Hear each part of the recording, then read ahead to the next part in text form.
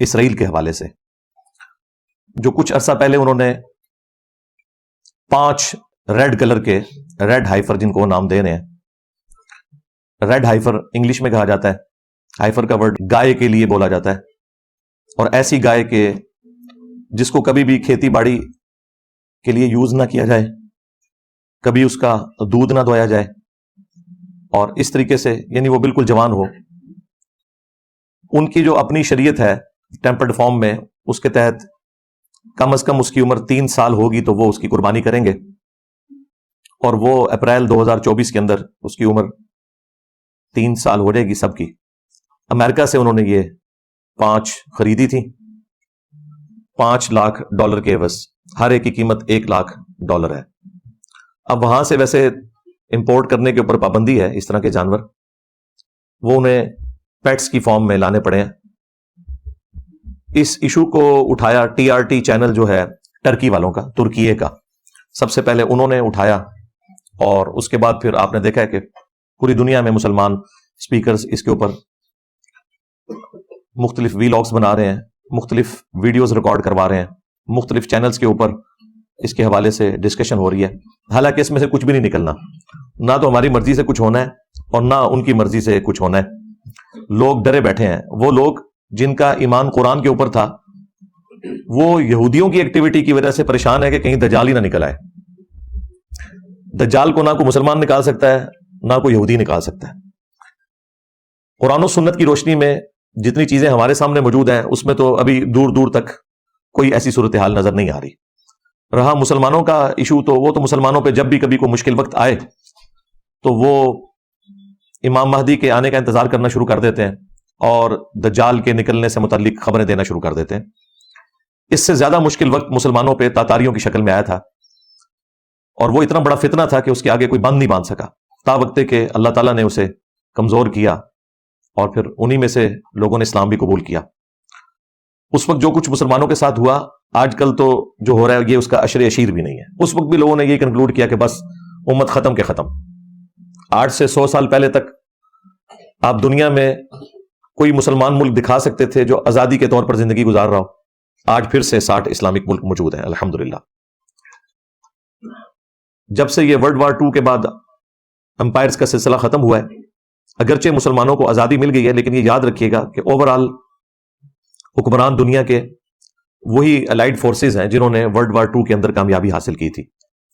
لیکن اس دفعہ world order change ہو گیا. پہلے تو جو بھی قبضہ کرتا تھا دوسرے کے ملک کے اوپر، وہ اس پہ براہ راست حکومت کرتا تھا. لیکن اب چونکہ قوموں، نیشنز کی بنیاد کے اوپر ملک بن چکے ہیں، امپائرز ٹوٹ چکی ہیں، لہٰذا اب جو رول کرنے والا معاملہ ہے وہ ڈائریکٹ نہیں ہے، انڈائریکٹ ہے. یہ ہم لوگ جو آئے دن گلا کرتے ہیں یورپین طاقتوں کے حوالے سے، امریکہ کے حوالے سے، کہ وہ انٹرفیئر کرتے ہیں، تو ان کو حق پہنچتا ہے انٹرفیئر کرنے کا، کیونکہ انہوں نے دنیا کو فتح کیا ہے. اور اس دفعہ چونکہ فتح کر کے انہوں نے ملک ہمارے حوالے کیے اور صرف حکمرانوں کو قابو کیا، اس لیے ہمیں لگتا ہے کہ ہمیں آزادی ملی ہوئی ہے. اس وقت حکومت انہی کے پاس ہے جنہوں نے دوسری جنگ عظیم کے اندر پوری دنیا کو شکست دی. سلطنت عثمانیہ جنگ عظیم اول میں ختم ہوئی، اور کوئی تھوڑی بہت رمق تھی تو ورلڈ وار 2 کے بعد وہ بھی ختم ہوگی مسلمانوں کی. لہٰذا اب اس پریزنٹ ورلڈ کے اندر صرف جوش پہ مبنی تقریریں کرنے سے، باتیں کرنے سے، ویلاگز بنانے سے کوئی مسئلہ حل نہیں ہونا، جب تک کہ ہم انہی اصولوں کے اوپر ترقی نہیں کریں گے جن اصولوں کے اوپر آج کے ماڈرن ورلڈ کے اندر قوموں نے اپنا مقام حاصل کیا، یعنی سائنس اور ٹیکنالوجی کے اندر. باقی آپ کو جو مرضی کوئی کہتا رہے کہ جی ہم 2 ارب ہیں، 2 ارب چھوڑ دیں، آپ 10 ارب بھی ہوں تب بھی کوئی فرق نہیں پڑتا جب تک آپ کے پاس ٹیکنالوجی نہیں ہے. یہ ذہن میں رکھیے گا. میں بار بار ایک مثال دیتا ہوں، لوگوں کو بری لگتی ہے، آج میں نام لیے بغیر مثال دے دیتا ہوں. مسلمانوں کے بڑے جنگی لیڈروں میں سے کوئی پرانا لیڈر، اس جیسے 1000 لوگ بھی آج اگر میدان جنگ میں اتر آئیں تو ایک یہودی کلاشن کوف کے ساتھ، یہ بھی اب خیر پرانا انسٹرومنٹ ہو گیا ہے، اب تو اس سے جدید اسلحے آ چکے ہیں، وہ سامنے سے آئے تو کوئی اس ایک کا مقابلہ نہیں کر سکتا. سیدھی سی بات ہے. اور جو سب سے بڑا ایشو اس وقت مسلمانوں کے ساتھ ہے وہ ایئر سٹرائکس والا ایشو ہے.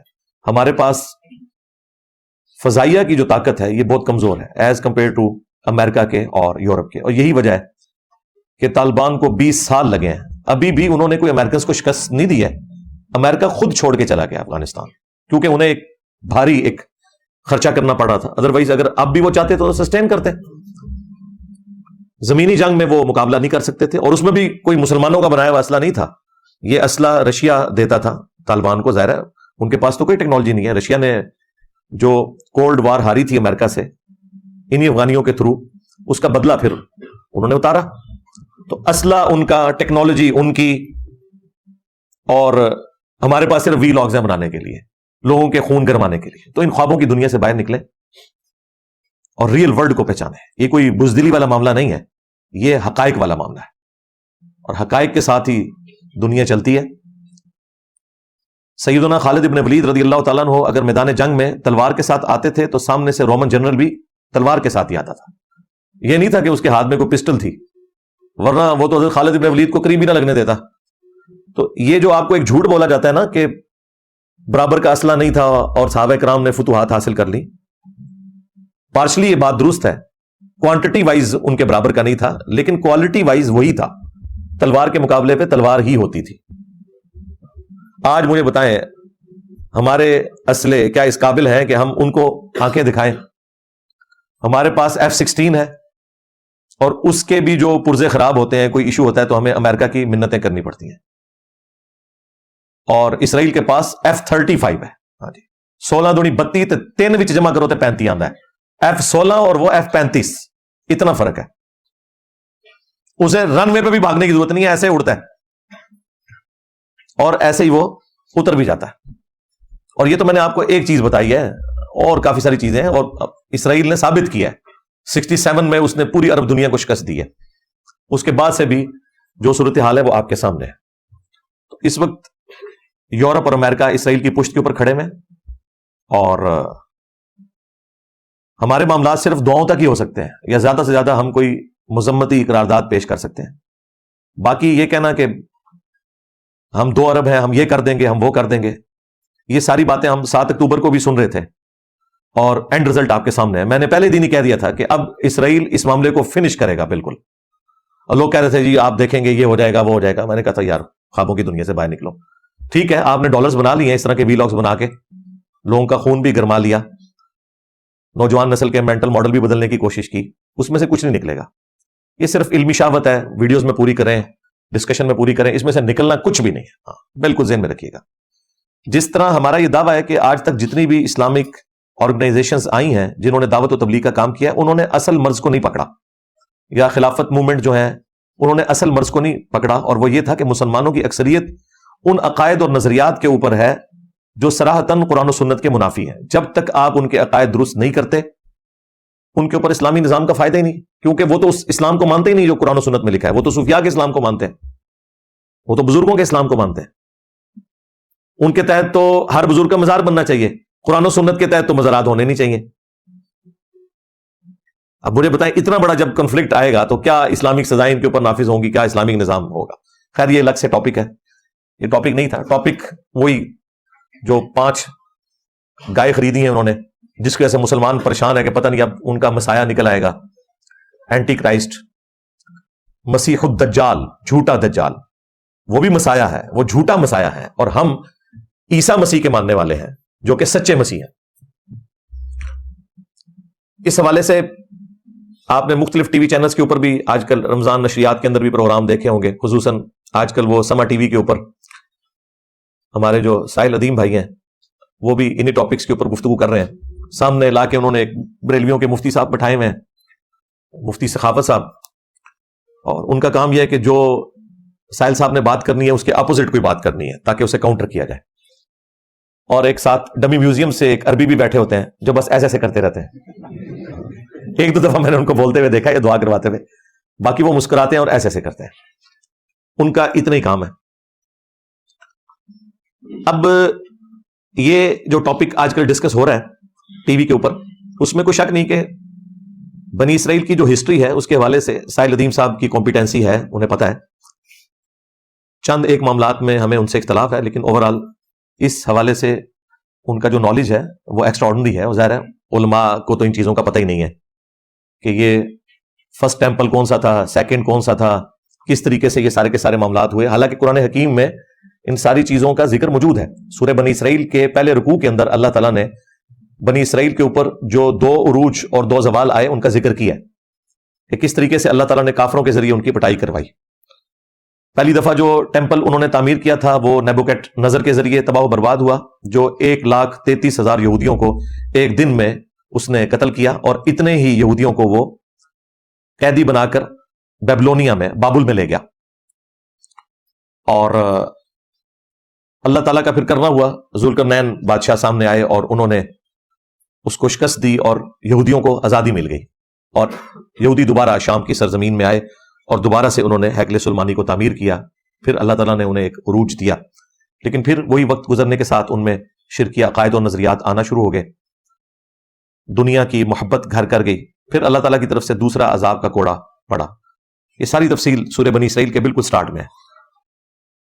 اور ٹائٹس نے 70 عیسوی کے اندر، یعنی حضرت عیسیٰ علیہ السلام کے اٹھائے جانے کے آلموسٹ 40 سال کے بعد یروشلم کے اوپر حملہ کیا اور اینٹ سے اینٹ بجا کے رکھ دی.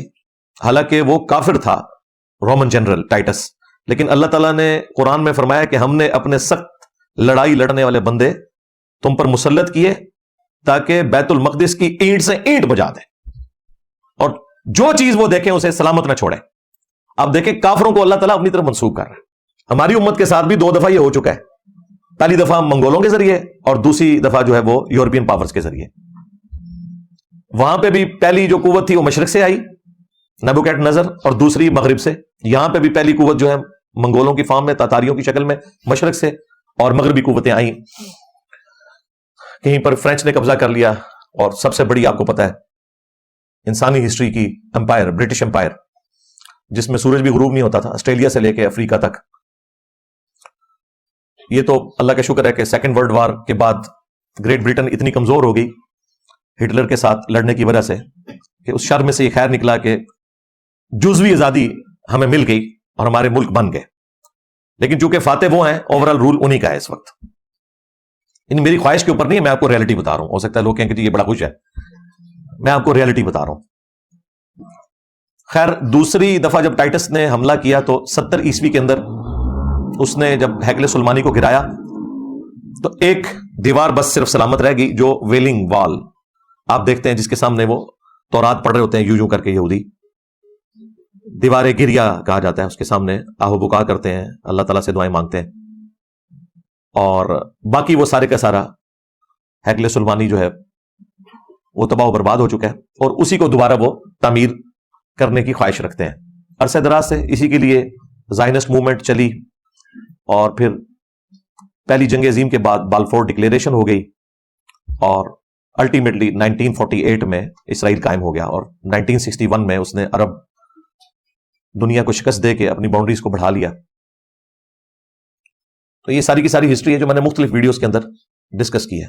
اب وہ دوبارہ سے ہیکل سلیمانی کو تعمیر کرنا چاہتے ہیں، لیکن جہاں پر یہ یروشلم میں بیت المقدس ہے، جہاں آپ کو ایک گولڈن ڈوم نظر آتا ہے جس کے نیچے وہ چٹان ہے جس سے اللہ کے محبوب علیہ السلام معراج پر تشریف لے گئے تھے، اور اس سے چند 100 میٹر کے فاصلے کے اوپر ایک مسجد ہے جس کا ڈارک گرین کلر کا یا آلموسٹ بلیک کلر کا چھوٹا سا گنبد ہے، وہ اصل میں مسجد اقصی ہے. ویسے تو اس پوری پہاڑی کو مسجد اقصی کہا جاتا ہے.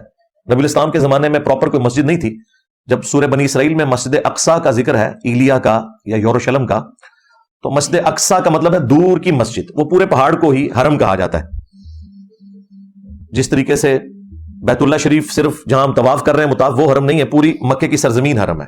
مدینہ شریف کی بھی 2 پہاڑیوں کے درمیان جو پوری سرزمین ہے وہ حرم ہے، اور تیسرا حرم مسلمانوں کے لیے یہ بیت المقدس ہے. بیت المقدس مسلمانوں کا قبلہ اول نہیں ہے، یہ قبلہ اوسط ہے. مسلمانوں کا قبلہ اول خانہ کعبہ شریف ہے، ابراہیمی قبلہ.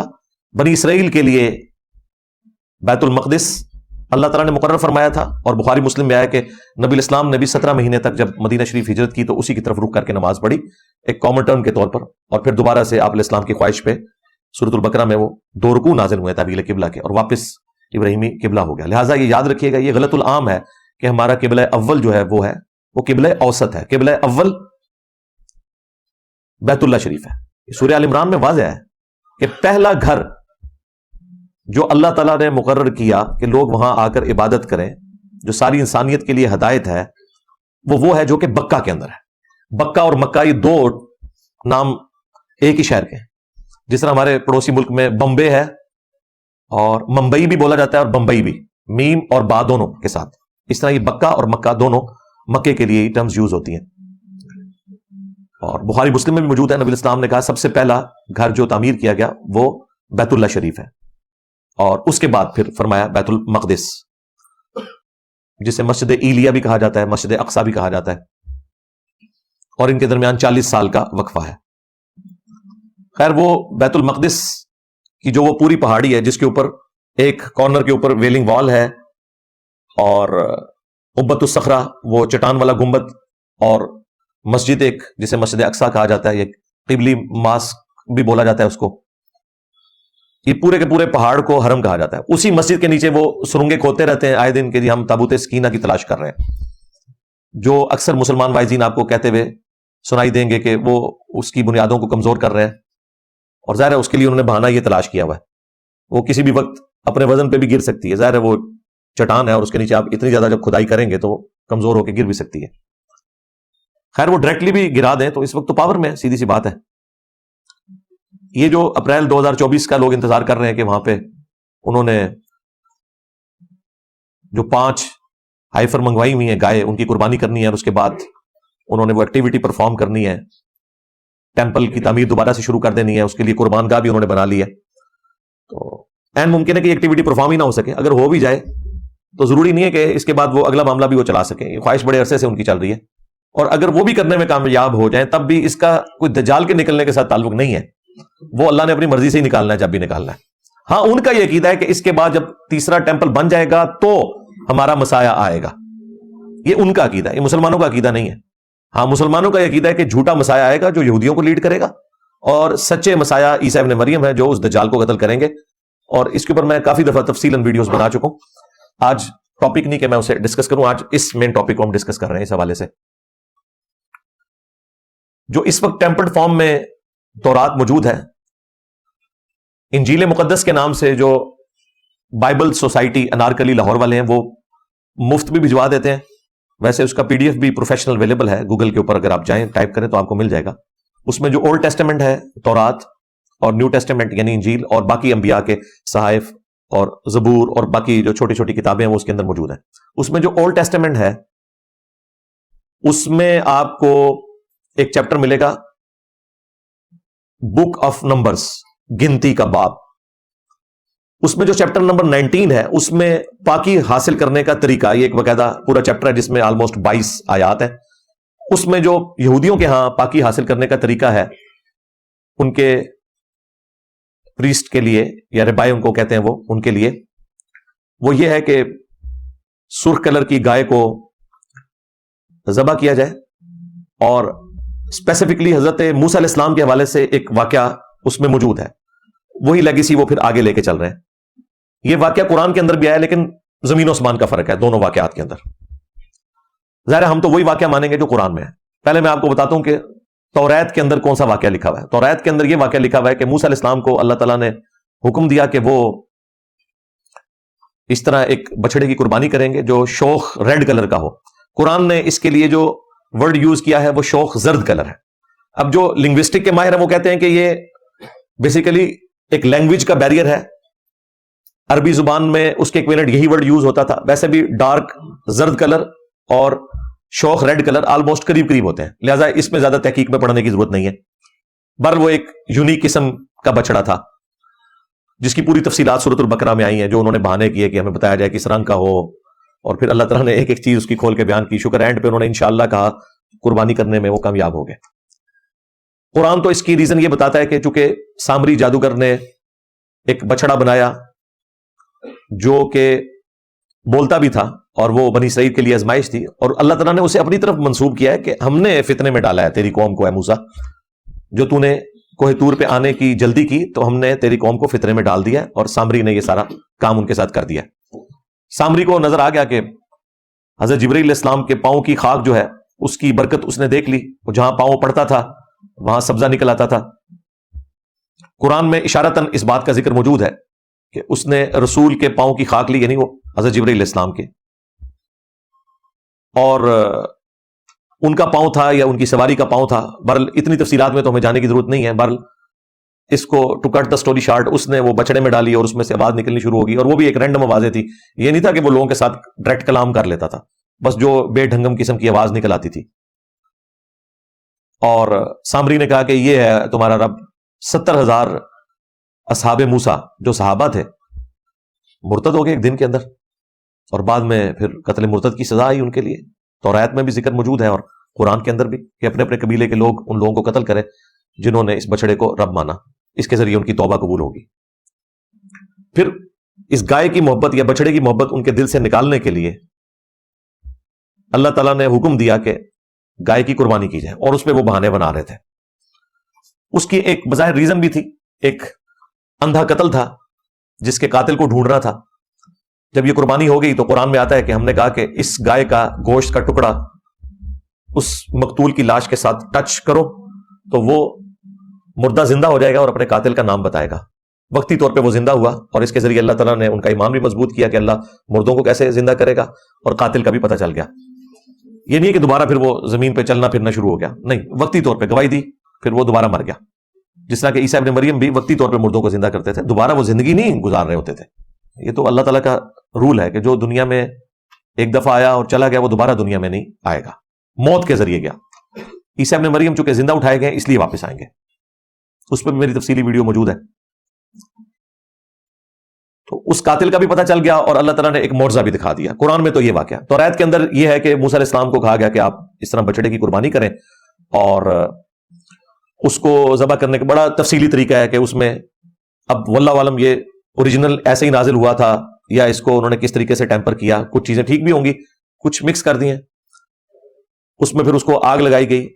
قرآن میں بھی بچڑے کو آگ لگانے کا ذکر ہے, لیکن اس بچڑے کو جو انہوں نے زیورات کو پگھلا کے بنایا تھا. اس میں تو اس بچڑے کا ذکر ہے کہ اسے آپ راکھ بنائیں اور اس کی راکھ کو پھر پانی سے مکس کریں, اور پھر اس کے ذریعے جو غسل کرے گا اسے پاکیزگی حاصل ہوگی.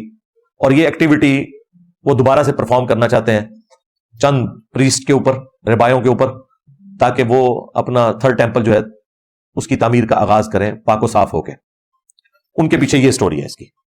تو یہ میں نے آپ کو تورات والا جو ورژن ہے وہ بھی بتا دیا کہ اس کے اندر کس حوالے سے لکھا ہوا ہے. قرآن کے ساتھ اس کا کوئی لینا دینا نہیں. اور یہ ذہن میں رکھیے گا کہ ہم نالج کے طور پر ضرور انجیل کو, تورات کو پڑھتے ہیں, لیکن اس کی کسی بات کو بھی درست نہیں سمجھتے اس وقت تک جب تک کہ وہ فٹ ان نہ بیٹھے قرآن کے ساتھ. کیونکہ سورۃ البقرہ میں, سورہ آل عمران میں اللہ تعالیٰ نے فرمایا کہ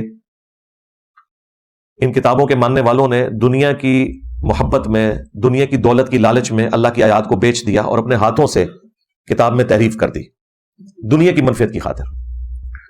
اب اس کا حل کیا ہے وہ بھی سورہ آل عمران میں آیا کہ ہم نے تورات نازل کی تھی, اس کے بعد انجیل نازل کی, اور اب الفرقان یعنی اس کتاب کو نازل فرمایا جو حق اور باطل میں تمیز کرنے والی کتاب ہے. یہ بتائے گی کہ تورات اور انجیل کی کون سی بات درست ہے اور کون سی غلط. بلکہ سورۃ المائدہ میں تو اللہ تعالیٰ نے فرمایا یہ المہیمن ہے, نگہبان ہے ان کتابوں کے اوپر. یہ ڈیسائیڈ کرے گی کہ ان کی کون سی بات درست ہے اور کون سی بات غلط ہے. تو اس طرح جو اسرائیلی روایتیں ہیں یا ان کی کتابوں میں جو کچھ آیا اس میں احتیاط کرنی چاہیے. البتہ جس طرح اس پروگرام کے اندر ساحل ندیم صاحب سے وہ مفتی صاحب کہہ رہے تھے نا کہ تورات تو پڑھنا ہی گناہ کا کام ہے, اور نبی صلی اللہ علیہ وآلہ وسلم ناراض ہو گئے تھے حضرت عمر فاروق رضی اللہ تعالیٰ عنہ سے اس بات کے اوپر. اس روایت کا انہوں نے ریفرنس نہیں دیا. وہ روایت سنن دارمی میں موجود ہے اور مشکات کے اندر بھی پہلی جلد کے اندر آپ کو مل جائے گی. وہ روایت اصول محدثین کے اوپر انتہائی کمزور ہے. اس میں جو مجالد راوی ہے وہ محدثین کے نزدیک انتہائی کمزور راوی ہے. لہذا وہ روایت کے حضرت عمر فاروق تورات کے چند صفحے پڑھ رہے تھے تو نبی الاسلام ناراض ہوئے, اصول محدثین کے اوپر کمزور ہے. میں نے کوئی 2008-9 میں اس روایت کو بیان کیا تھا, اور اوائل ہی میں نے اس سے رجوع کر لیا تھا کہ یہ اصول محدثین کے اوپر چونکہ روایت کمزور ہے, اور سب سے بڑھ کر یہ قرآن کے خلاف ہے. قرآن میں تو ایسی کوئی بات رپورٹ نہیں ہوئی ہے. قرآن میں تو بالکل اس کے الٹ آیا ہے, بلکہ قرآن میں تو سیدھا آیا, یہ بالکل الٹ ہے قرآن کے. وہ سورہ آل عمران کے اندر موجود ہے جو اونٹ کی حرمت کے پوائنٹ آف ویو سے ایک غلط عقیدہ بنا لیا تھا بنی اسرائیل نے, تو اللہ تعالیٰ نے اس کا رد کیا کہ حضرت اسرائیل علیہ السلام یعنی کہ یعقوب یہ ان کا لقب تھا. اسرائیل کا مطلب ہے اللہ کا بندہ. یہ ان کی ذاتی ایک ناپسندیدگی تھی کہ وہ اونٹ کے گوشت کو پسند نہیں کرتے تھے. خود انہوں نے اپنے اوپر اس کو حرام کر لیا تھا یا استعمال چھوڑ دیا تھا. اور تورات نازل ہونے سے پہلے کی بات ہے. پھر اللہ تعالیٰ نے فرمایا قل فأتوا بالتوراہ، اے نبی ان سے فرماؤ کہ تورات لے کر آؤ. فتلوہا ان کنتم صادقین، اور پھر اس کی تلاوت بھی کرو اگر تم سچے ہو. بتاؤ تورات میں کہاں لکھا ہے کہ اونٹ کا گوشت جو ہے وہ کھانا حرام ہے؟ کیونکہ حضرت موسیٰ علیہ السلام کے ذریعے اللہ تعالیٰ نے اسے واضح کر دیا تھا. جب قرآن یہ کہہ رہا ہے کہ تورات لے کر آؤ، کئی مواقع پہ قرآن حکیم میں اس طرح کی آیات ہیں، تو ظاہر ہے قرآن جب خود مان رہا ہے کہ وہ ٹیمپرڈ کتابیں اور پھر یہ کہہ بھی رہا ہے کہ لے کر آؤ، تو اس کا مطلب ہے 100% ٹیمپرڈ نہیں ہے.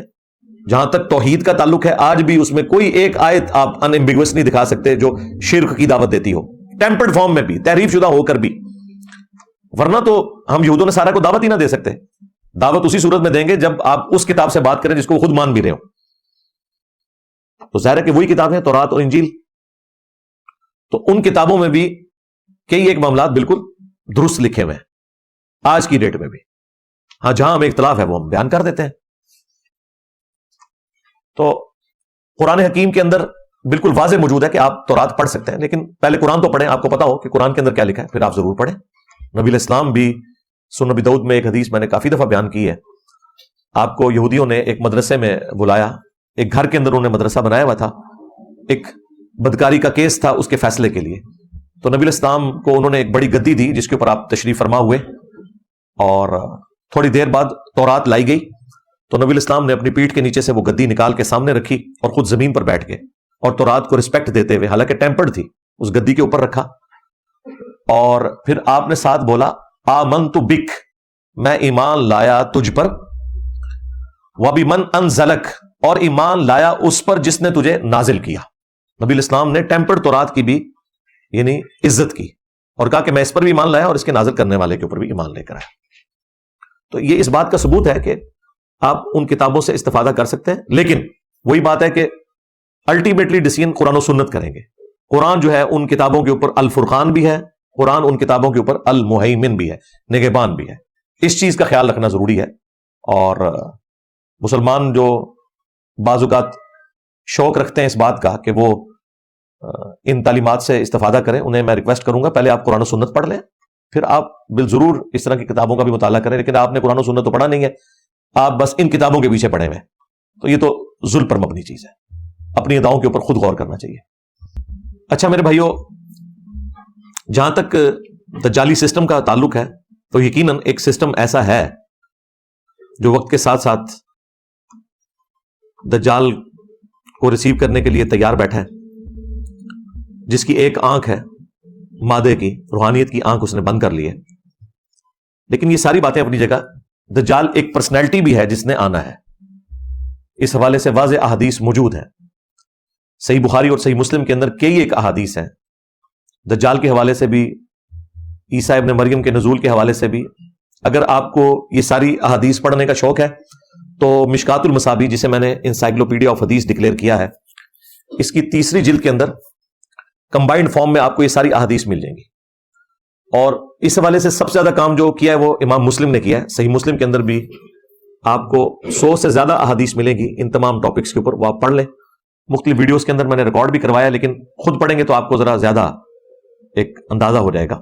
مشکات کے اندر تو بخاری مسلم کے علاوہ باقی کتابوں سے بھی پیرلل میں انہوں نے روایتیں ڈال دی ہیں اور نیچے حکم بھی لگے ہوئے ہیں صحیح اور ضعیف کے. بخاری اور مسلم دونوں میں یہ حدیث موجود ہے کہ اللہ کے محبوب صلی اللہ علیہ وآلہ وسلم نے فرمایا کہ قیامت کی 10 بڑی بڑی نشانیاں ہیں. ان 10 نشانیوں میں سے ایک نشانی جو ہے وہ دجال کا آنا ہے، اور عیسیٰ ابن مریم کا بھی دوبارہ دنیا میں آنا ہے. باقی نشانیاں دابت الارض کا نکلنا، سورج کا مغرب سے نکلنا، وہ آپ پڑھ لیں گے تو آپ کو اندازہ ہو جائے گا. بخاری اور مسلم میں ایک اور حدیث موجود ہے کہ نبی علیہ السلام نے فرمایا کہ اس ذات کی قسم جس کے قبضے قدرت میں میری جان ہے، عیسیٰ ابن مریم تم میں عادل حکمران کی حیثیت سے اتریں گے، صلیب کو توڑ دیں گے، خنزیر کو قتل کر دیں گے، جزیہ موقوف کر دیں گے، ہر طرف امن ہوگا. اور بخاری مسلم میں یہ بھی آیا کہ نبی علیہ السلام نے فرمایا کہ عیسیٰ ابن مریم جب تم میں اتریں گے تمہاری کیا شان ہوگی کہ وہ اللہ کے پیغمبر ہیں اور تمہارا امام تم میں سے ہوگا. جو امامت والا معاملہ ہوگا وہ امام محمد مہدی رضی اللہ تعالیٰ عنہ علیہ السلام امامت کروائیں گے عیسیٰ ابن مریم کی اجازت سے.